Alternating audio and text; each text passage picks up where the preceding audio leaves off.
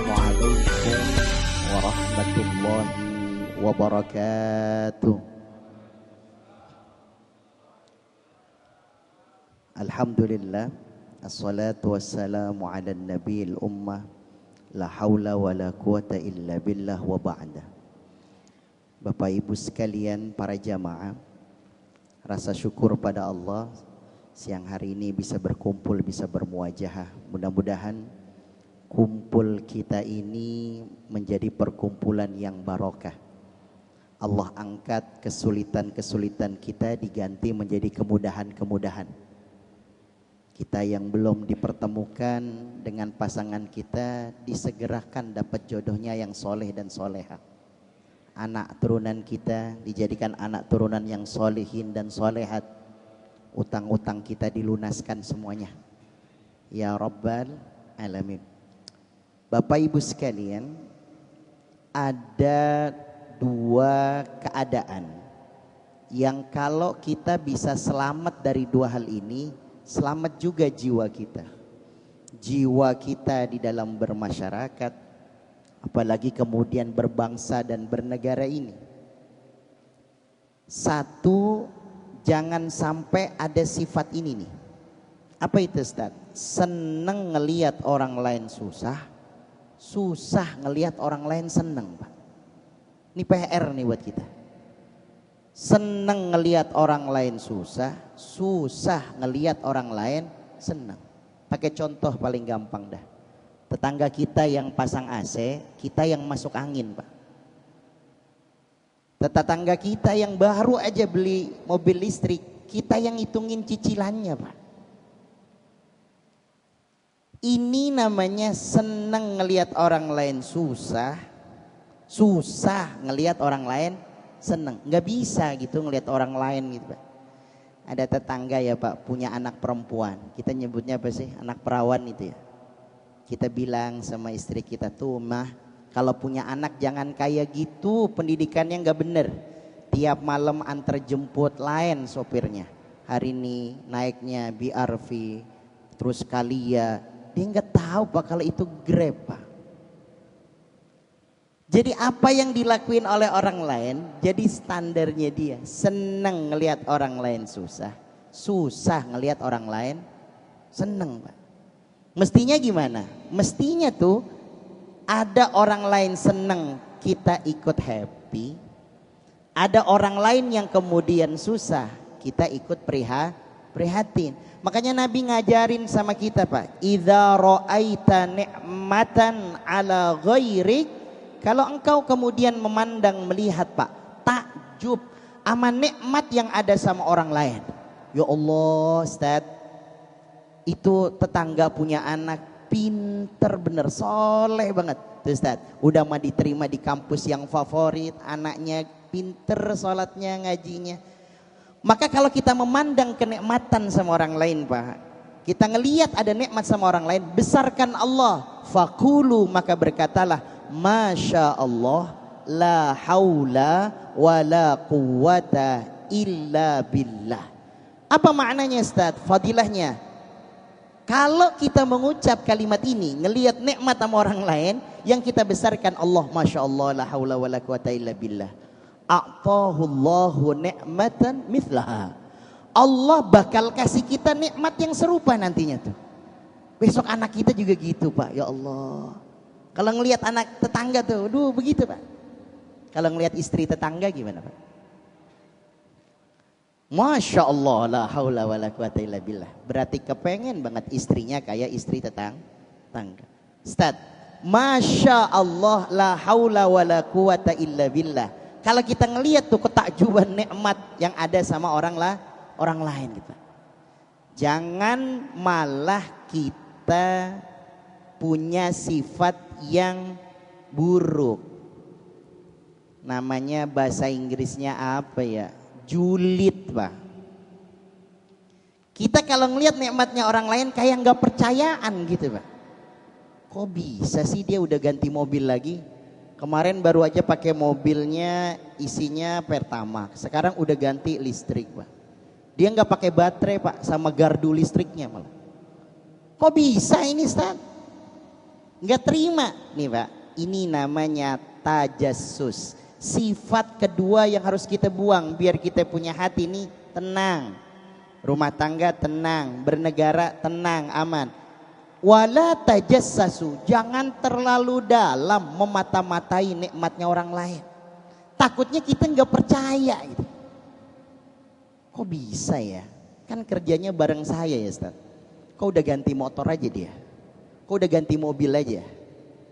Nggak, ini pasti begal ini Pak Ustaz. Belum tentu Pak, siapa tahu iya. Banyak faktor. Siapa tahu rezeki dari orang tuanya. Siapa tahu kemudian dikasih dari kakaknya. Begitu juga kita Pak. Jangan terlalu banyak, terlalu dalam memberikan informasi kepada orang lain. Yang zohir-zohir aja Pak. Kita tuh suka begitu. Saya kalau di kampung ingetin. Kalau ditanya sama orang Pak, jawab sesuai pertanyaannya. Kita lagi olahraga pagi nih. Habis subuh ya, habis sudah selesai kita zikir gitu, tipis-tipis gitu. Terus olahraga, keliling jalan komplek. Suka ditanya sama tetangga-tetangga, Pak Haji dari jam berapa ini udah jalan? Kan ditanya jam berapanya Pak.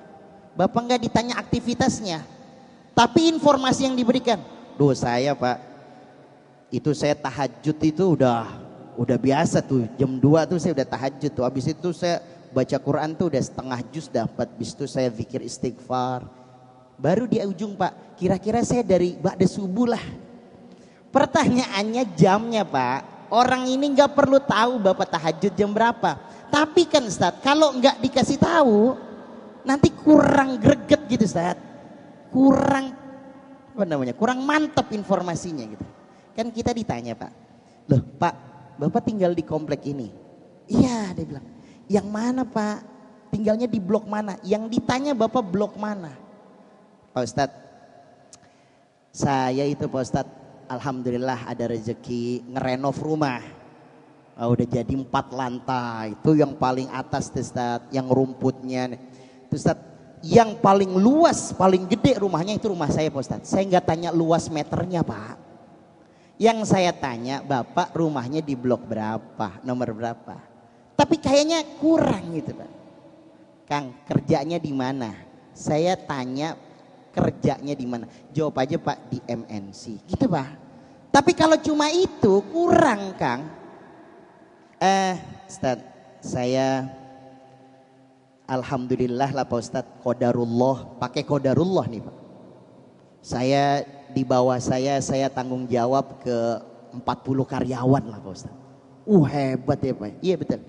Saya sekarang udah jadi manajer Pak Ustaz. Yang saya tanya kerjanya di mana Pak? Bukan jabatannya. Urusannya apa Ustaz? Ini yang terjadi sama kita Pak. Kita tuh bumbu-bumbunya lebih banyak daripada pokoknya. Maka ini juga yang terjadi Pak. Di masyarakat begini. Di berbangsa bernegara kita juga begini. Makanya kemarin Masya Allah saya punya tetangga, bener-bener Pak, emang enak Pak kalau tinggal di kampung itu, punya pondok-pondok di kampung, banyak obrolan. Waktu pemerintah mengumumkan kalau rekening nggak ada transaksi 2 bulan 3 bulan diblokir, tetangga saya panik Pak. Oh ini nggak bisa nih Ustaz, kita harus ini. Kan saya tanya, emang di rekeningnya ada berapa? Maka ini yang kemudian harus kita buang dulu. Satu, seneng lihat orang lain susah, susah ngeliat orang lain seneng. Kita nyebut bahasa ini namanya hasad Pak. Hasad. Kalau bahasa santainya kita julid, kol-kolah nih Pak. Kayak nggak seneng itu apa yang di orang punya, dan kita kayaknya seneng kalau ngelihat susahnya orang. Yang kedua, wala tajassasu. Jangan terlalu dalam memata-matai nikmatnya orang lain. Dan jangan terlalu dalam Pak, kasih informasi kita ke orang lain. Kalau ada kelebihan-kelebihan yang kita punya, biar orang lain yang menyampaikan Pak. Kalau kita sendiri yang nyampein, kita yang denger mabaina enak wa enak Pak. Kelihatannya kita harus wah hebat ya, Masya Allah. Aslinya enggak Pak. Karena ketemu orang ini yang disebut kebesarannya terus gitu. Duh ya Allah. Makanya kalau di masjid, kita kalau ba'da maghrib, kalau saya ngajar tahsin sama bapak-bapak, itu enak Pak, seru. Yang dipamerkan bukan kehebatan harta materi, tapi kita perang penyakit Pak. Saya Ustaz, sekarang pinggang tuh kalau sujud susah. Kata satunya, saya malah dengkul Pak. Kalau saya yang ini asam urat, itu lebih enak Pak. Lebih ingat akhirat kita daripada kemudian adu materi. Ini dua hal ini kita pegang. Yuk kita lihat hadis Nabi Pak. Bagaimana sahabat Nabi namanya Rabi'ah ibn Ka'ab.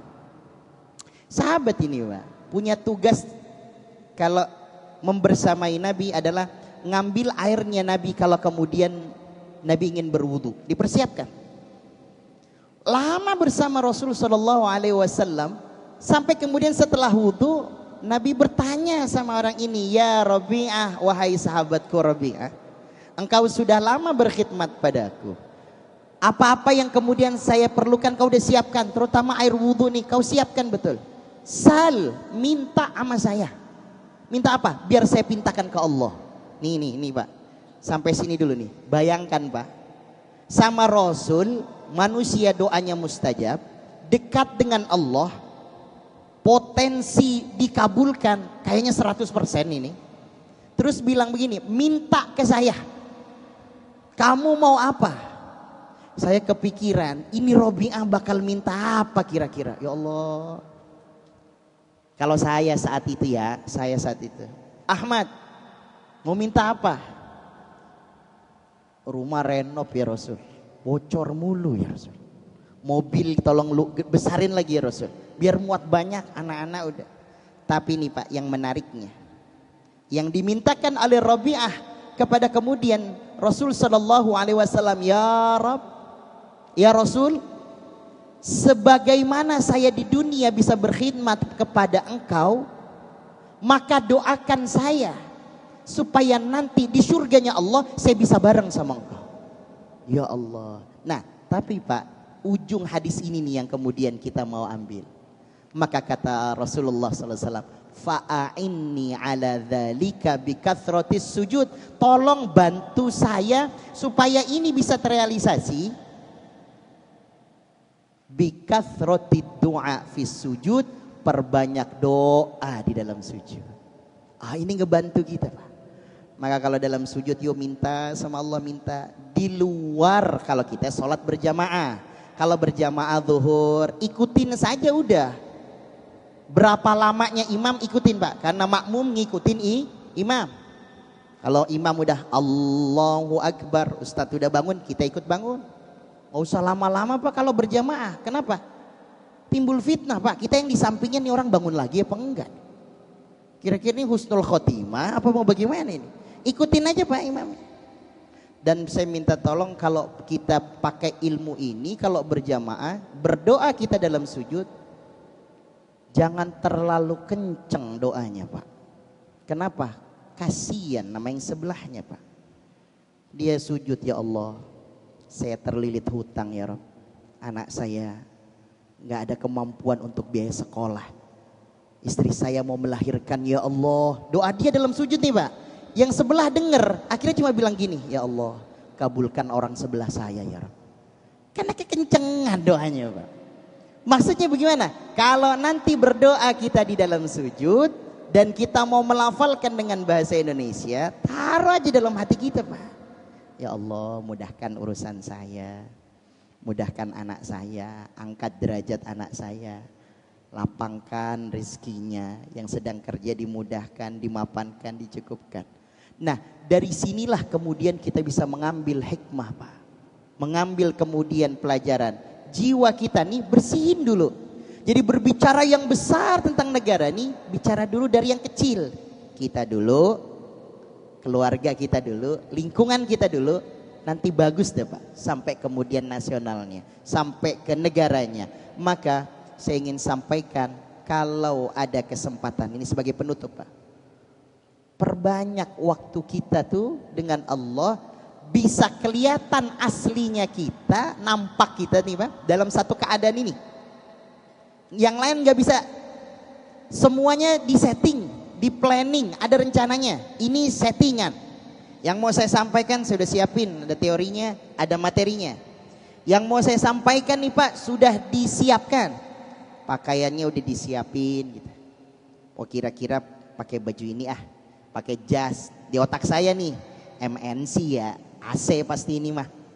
Dingin banget pasti ini. Saya udah nyiapin. Ternyata angin cepoi-cepoi Pak. Oh, ini settingan Pak. Ini kan udah disetting kita. Ternyata pengen kita setting meleset dah. Tapi ada keadaan satu ini sebagai penutup Pak, yang tidak bisa kita setting. Mutlak ini keaslian iman kita. Ini original kita punya taat kita sama Allah. Kapan itu Ustaz? Bainaka wa bainallah, ketika kita berdoa antok dengan Allah. Wa dzakarallaha khalian fafadat aina. Kata Rasul waktu kita berdua sama Allah, nggak ada orang lain. Istri kita kali sudah berangkat ngantar anak ya Pak. Kita belum nih, masih sholat duha kali kita di rumah.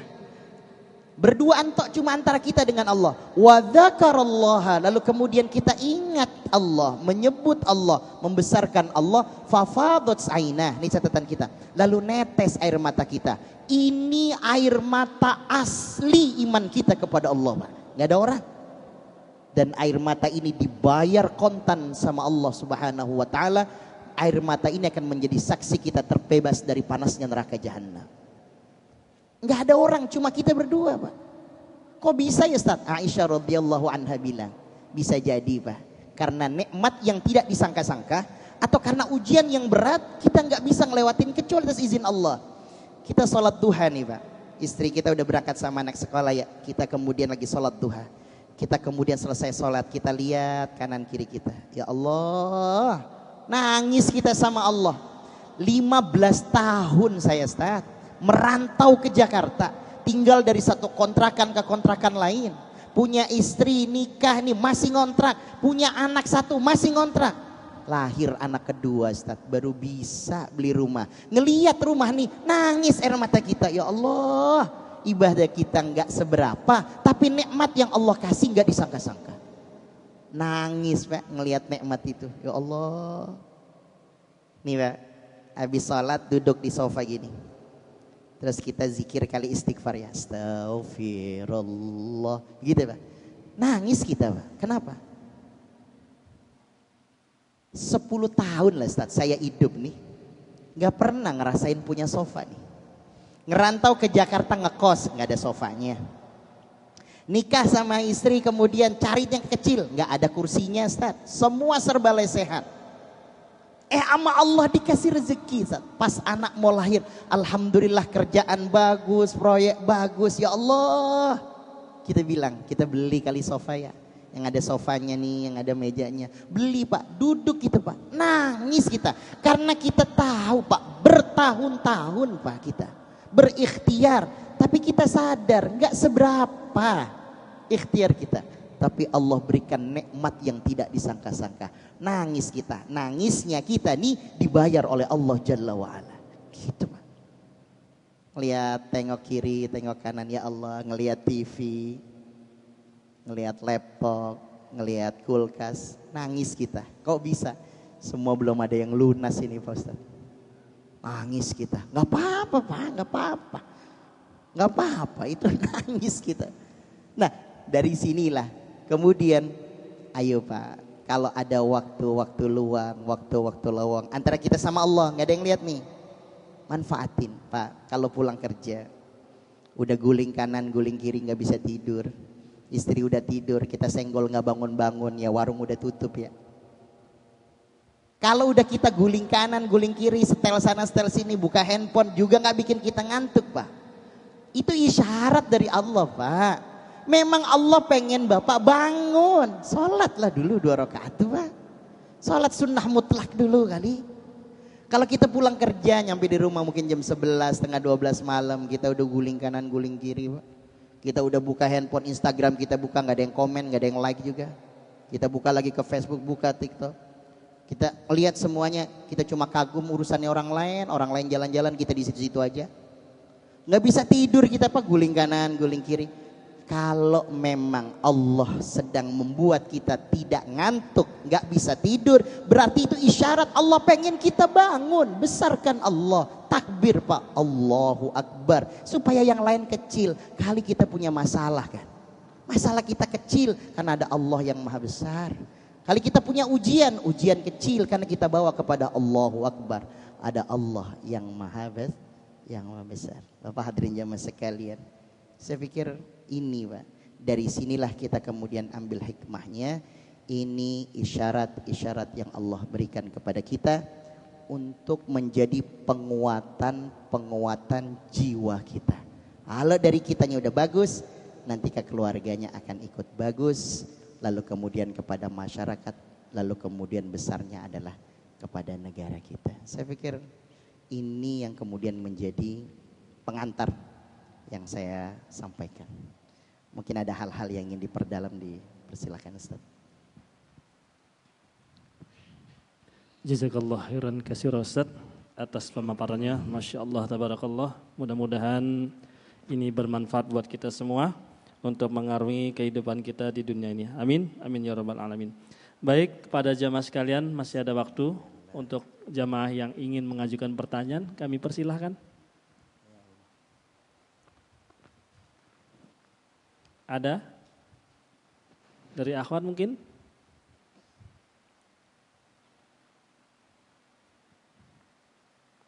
Ada?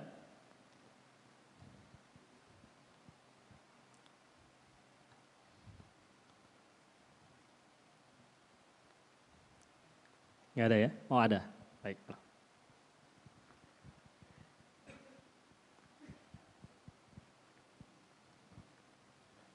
Assalamualaikum warahmatullahi wabarakatuh. Ini Ustadz, kayak apa, penyakit julid itu suka nggak suka sering terjadi, ada di diri kita gitu. Terus cara menghilangkannya, terus sikap seperti apa yang harus dilakukan sama orang yang dijulidi juga gitu. Terima kasih Ustadz. Bismillah. Ilmu tentang penyakit hati ini Pak, al-hasad wa tajassus, berakar terkait dengan dua hal, takdir sama rezeki.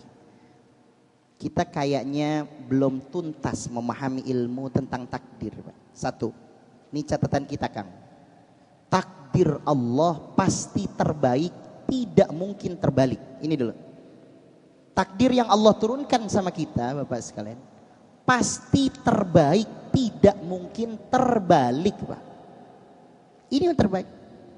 Itu pekerjaan Bapak yang bagian kameramen, ini kerjaan saya. Dibalik Pak, saya jadi tukang kamera jadi ceramah, apa nggak sesat ini?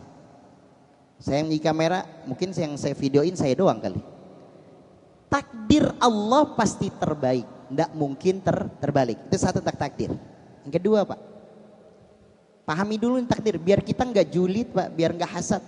Kedua,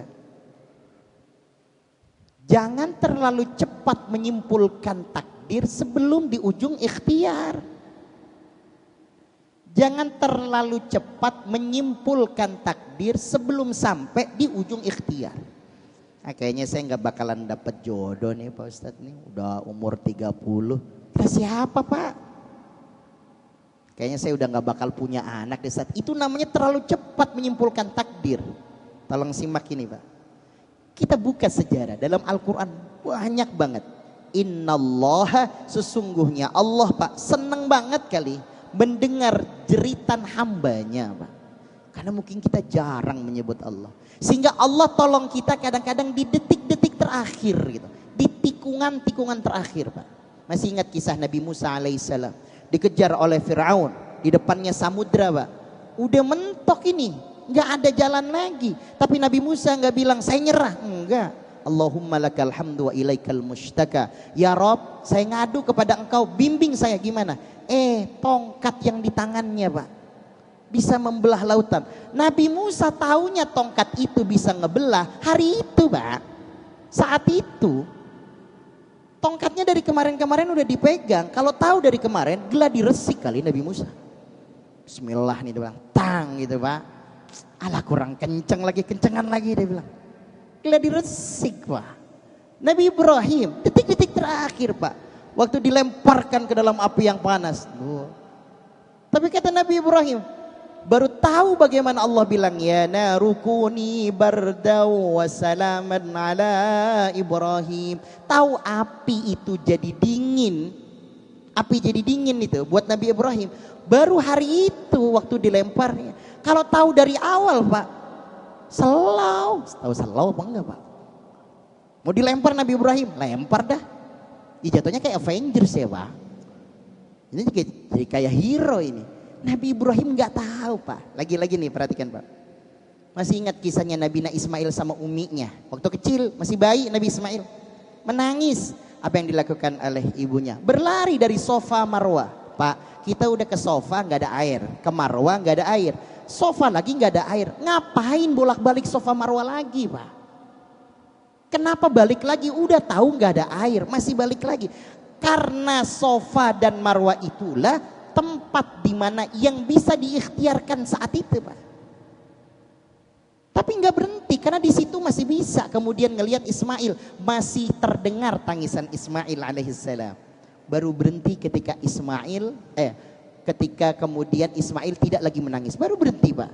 Dan itu di putaran ke-7. Kenapa? Anak bayi kalau nggak nangis takutnya gimana? Udah meninggal jangan-jangan. Dicek ternyata ada air Pak di dekat Nabi Ismail. Perhatikan Pak. Allah cuma butuh ikhtiar kita Pak. Hasilnya punya saya kata Allah. Dan nih masalah takdir Pak. Kadang-kadang Allah kasih Pak solusinya tuh deket-deket Pak dari masalahnya. Masalahnya kan Nabi Ismail alaihissalam yang menangis, airnya Pak kehausan, airnya deket situ. Nabi Musa udah mentok Pak, mau kemana lagi, depannya samudra tenggelam, di belakangnya Fir'aun, pertolongan Allah di tangannya. Nabi Ibrahim dilemparkan ke dalam api yang panas, pertolongannya apinya jadi dingin. Pak, kali ada kita punya masalah di rumah tangga, kali kita punya masalah kemudian di keuangan kita, di pekerjaan kita Pak, ikhtiar aja terus Pak. Kalau ikhtiar yang bisa kita lakukan rumah kantor, rumah kantor, rumah kantor, mungkin itu sofa marwah kita Pak. Berangkat udah sofa marwah, sofa marwah, sofa marwah. Nanti di putaran ke-7, tentu ke-7 ini adalah angka kiasan saja. Berapapun ikhtiar kita, nanti akan ada petunjuk-petunjuknya Pak. Ya Allah Ustaz, istri saya mau melahirkan, saya nggak ada. Ya Allah. Tiba-tiba Pak dalam perjalanan nih Bapak kemudian motornya bensinnya habis, lalu kemudian mampir dulu dah. Mau ngedorong capek, ada musola, Bapak sholat situ. Ya Allah, selesai Bapak berdoa. Lalu Bapak kencengin mintanya sama Allah, ya Rob, ikhtiar saya ini mau ke kantor, malah motornya mati. Istri saya ini udah masuk waktunya melahirkan, saya belum ada biayanya. Ya Allah mudahkan. Di belakang Bapak ada yang denger. Lalu kemudian datengin Pak, saya mau sedekah, nih saya titip sama Bapak. Dititipin Pak, dilihat 12 juta rupiah Pak. Percis biaya yang harus dikeluarkan istrinya melahirkan. Kok bisa Ustaz? Ya namanya cerita Pak. Dan terserah saya. Dia mau ngasih 2M kek, mau ngasih 3M kek. Yang cerita ini saya. Cerita namanya juga Pak. Tapi kan ini contoh sofa dan marwah. Lah kan tadi nyata sifatnya. Lah maksudnya bagaimana Ustaz? Artinya Pak, yang ada di depan kita kerjain. Wa yu'allimuhumullah, nanti apa yang kemudian kita belum bisa Allah ajarin. Kerjain yang kita faham, Allah ajarkan apa-apa yang kita belum faham. Jadi kejulidan ini, kehasadan ini Pak, konteksnya kita nih belum mendalami tentang ilmu takdir ini Pak. Takdir Allah pasti terbaik, tidak mungkin terbalik. Perhatikan nih Pak, jangan terlalu cepat menyimpulkan takdir sebelum sampai di ujung ikhtiar. Duh Ustaz, saya nggak tahu nih kerjaan saya begini apa, saya bakal nggak tahu. Pak, belum di ujung ikhtiar Pak, kerjain aja. Ya tapi kan Ustaz, nggak usah pakai tapi. Ada orang Ustaz, saya khawatir nih Pak, pensiun usia berapa? Ya kali usia 55 tahun. Sekarang berapa usia Mas? 28 Pak. Masih lama Pak. Kalau pensiun 55 tahun, puyengnya di usia 54 aja Pak. Ini 27, terlalu cepat menyimpulkan takdirnya. Saya udah bingung Pak Ustadz, istri saya melahirkan gimana? Oh ya Allah, udah berapa bulan Pak? Baru dapat 2 minggu, masih lama Pak. Masih kurang 8 bulan lagi ini. Nanti aja pusingnya, sekarang ikhtiarnya aja udah Pak. Maka kemudian yang Allah berikan kepada kita ketiga itu Pak, solusi itu Pak, pasti nggak jauh-jauh dari masalahnya. Seperti Nabi Musa, seperti Nabi Ibrahim, seperti Siti Hajar. Nggak jauh-jauh dari situ Pak, masalah keluarga kita Pak, udah ikutin aja. Tapi Ustadz, saya sama suami saya ini gimana, saya mesti, udah Pak, pokoknya pakai ilmu S3 aja kalau sama keluarga mah. Sabar, sabar, sabar. S3 ini udah Pak. Emang Bapak mau diapain lagi tuh? Tapi Ustadz, istri saya cerewet banget, saya diomelin mulu. Ya sama. Bapak mau berharap apa dari saya? Kalau Bapak punya solusi, kasih tahu saya. Mau pikir terus kita Ustadz bisa gitu. Pak. Nih di Jakarta Barat kan dari sedikit Pak, ngisi ada muslimatan Pak. 1000 orang, 1000. Bapak bayangin. Saya kemudian pimpin ngisi ceramah. Bisa Pak. Waktunya ketawa-ketawa, waktunya muhasabah. Tapi satu muslimah di rumah saya Pak. La ilaha illallah. Ilmu saya runtuh Pak. La ilaha illallah. Tapi ya memang itu ilmunya. Sabar. Udah Pak. Gak apa-apa Pak. Jangan marah Pak. Kalau hidup kita teka-teki terus. Gak apa-apa Pak. Gimana gak teka-teki Pak Ustadz? Saya tawarin mau makan apa enggak? Enggak. Pas giliran kita beli, kok gak dibeliin? Gak peka. Mamam tuh gak peka. Ini mau sampai kapan Ustaz? Seterusnya Pak. Bapak berharap apa? Gimana? Ya memang itu udah Allah ciptain begitu Pak. Ya udah begitu. Perbanyak sujud aja udah Pak. Tapi inilah kenikmatan dalam hidup kita. Bener Pak? Bener, biar ada warnanya Pak. Gitu Pak. Saya bilang kalau sama yang perempuan pengajian ibu-ibu Pak. Pak Ustadz, suami saya kalau suruh tahajud susah. Udah jangan lihat tahajudnya. Kalau malam tidur di mana? Ya di rumah, udah lihat itunya aja. Meskipun gak tahajud, yang penting tidurnya sekasur, udah gak apa-apa. Udah Pak, daripada kemudian tahajud tapi tidurnya sama tempat lain lebih repot lagi ini. Udah, yang gampang-gampang aja. Saya kalau sama ibu-ibu kasih semangatnya gitu Pak. Kalau ngaji pelan-pelan ngajaknya, ayo Bu ngaji masjid. Nih sore taklim ibu-ibu, ayo ngaji. Belum bisa Pak Ustadz, jagain anak. Oh ya udah, anak udah main Pak, ayo ikut ngaji, jagain suami Pak Ustadz. Ya oke, ntar minggu depan lagi Pak, ajakin lagi. Nih Bu Haji, yuk nih anak udah lagi pada ngaji, Bapak masih belum pulang kerja nih. Nih sama ibu-ibu, yuk pada ngaji ke masjid. Gak bisa Pak Ustadz, jagain siapa lagi? Suami tetangga Pak Ustadz. Sampai kapan ini Pak? Sampai kapan ini? Nah dari sinilah kemudian kita ambil hikmah Pak. Julid itu Pak, karena nggak ngerti tentang ilmu takdir sebagai penutup, adalah akar yang kedua, rejeki. Kita kayak takut banget ya Pak, rezeki kita diambil orang. Nggak mungkin Pak. Rezeki yang Allah bagikan kepada kita sudah tertakar, tidak mungkin tertukar. Udah mutlak ilmu ini Pak. Rezeki yang Allah kasih nama kita sudah tertakar, tidak mungkin tertukar. Gak mungkin Pak, gak mungkin. Saya tadi waktu pagi di sini kajian dulu Pak. Ini saya udah, ini rezeki saya Pak. Waktu ngaji di depan nih Pak, ada roti, ada lempernya saya tahu Pak. Ini lemper kualitasnya bagus, mereknya bagus, ayamnya banyak. Kan kalau kita kan yang banyak kan bungkusnya ya Pak. Makin sekarang buka segini Pak. Ini bener nih, lempernya beneran Pak. Saya bilang ini saya mau makan. Udah niat, ini rezeki saya. Apa daya setelah kajian yang nanya banyak, nanya mulu Pak. Selesai tahu udah tutup doa, waktu udah kemudian dekat nih.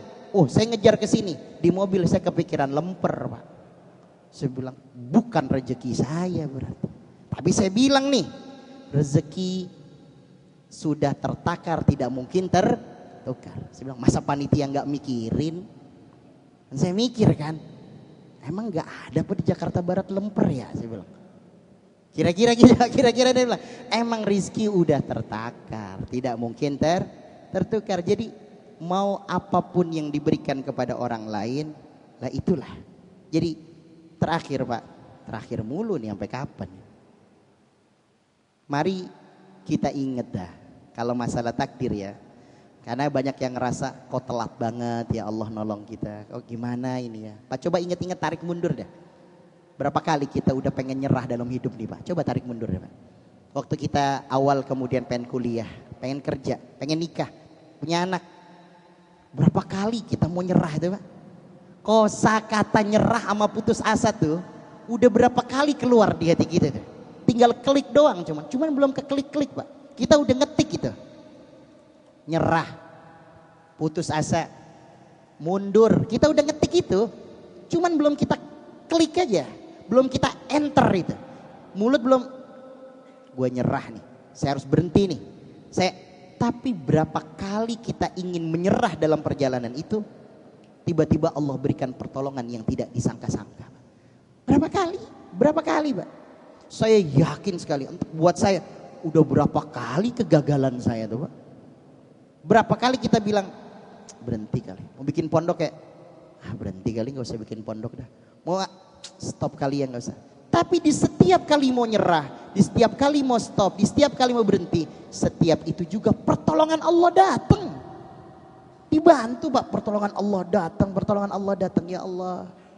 Kalau gitu, sudah banyak pertolongan Allah yang datang dalam kehidupan kita Pak. Puluhan, ratusan. Kenapa masalah sekarang kita jadi putus asa? Kayak gak pernah ditolong sama Allah. Kenapa sama ujian ini kita gak kuat? Kayak belum pernah dirasain dadakan pertolongan Allah, detik-detik terakhir pertolongan Allah. Kenapa yang sekarang gak kuat? Kuat Pak pasti. Kuat pasti. Kalau gitu gimana? Jalanin, hadapin. Bisa jadi yang tidak kita senangi sekarang ini adalah yang terbaik Pak buat kita. Maka kalau dalam keadaan lagi dikit-dikit lemas, dikit-dikit futur, maka ingatlah berapa kali Allah telah menolong kita di tengah-tengah kita ingin menyerah.